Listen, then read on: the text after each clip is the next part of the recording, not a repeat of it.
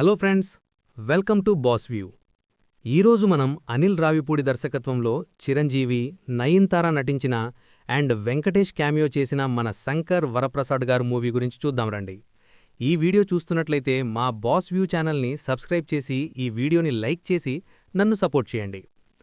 స్టోరీలోకి వెళ్తే అసలు ఈ మూవీ స్టోరీలో వెళ్ళదు.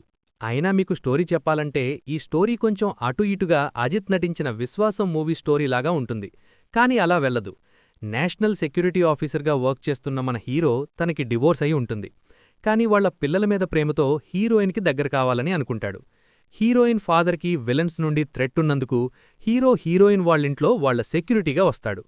మరి హీరోయిన్ ఎందుకు విడిపోయారు, వాళ్లకి విలన్స్కి ఉన్న ప్రాబ్లం ఏంటి అనేది ఈ మూవీ స్టోరీ. చెప్పటానికి ఇంత పెద్ద స్టోరీ కాదు. ఇందులో కామెడీ పార్ట్ తీసేసి ఓన్లీ ఈ స్టోరీ మీద మూవీని తీసుకుని వెళ్ళాలి అనుకుంటే ఒక 20 మినిట్స్ ఉంటుంది. మిగిలిన 2.5 hours అంతా కామెడీ ఎంటర్టైన్మెంట్ ఉంటుంది. స్టోరీ ఎక్కడా మనకు కన్విన్సింగ్గా ఉండదు.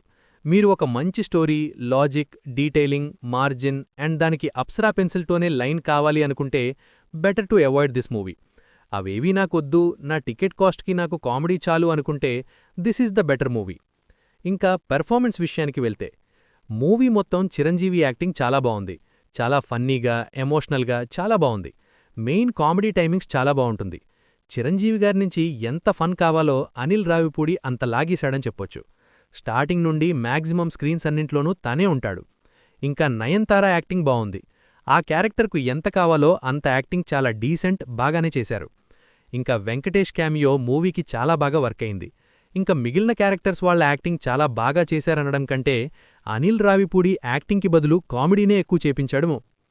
మూవీలో ప్రతి క్యారెక్టర్సు కామెడీ వేలోనే రాసుకున్నాడు, అదే ప్రెజెంట్ చేశాడు.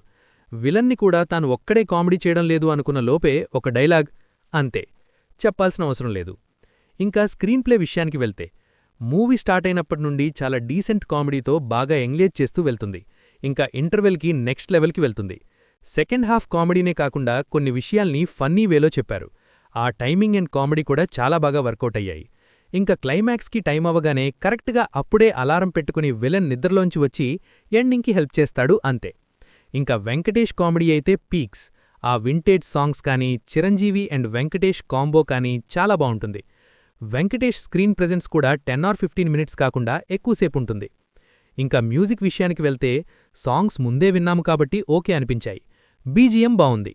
ఇంకా టెక్నికల్ విషయానికి వెళ్తే ప్రొడక్షన్ వాల్యూస్ రిచ్గానే ఉన్నాయి, బాగా వర్క్ అయ్యాయి. సినిమాటోగ్రఫీ ఓకే అనిపించింది. ఇంకా ఫైనల్గా చెప్పాలంటే స్టోరీ పరంగా వీక్ అండ్ ఎంటర్టైన్ పరంగా చూసుకుంటే చాలా స్ట్రాంగ్. ఒకవేళ ఫ్యామిలీతో చూడాలి అనుకుంటే ది బెస్ట్ చాయిస్. ఇంకా ఒక్క ముక్కలో చెప్పాలంటే there is no Sankranti without Anil Ravipudi. మరి ఫ్రెండ్, ఈ మూవీ చూసి ఉంటే మీ అభిప్రాయం కమెంట్స్లో షేర్ చేయండి. మా బాస్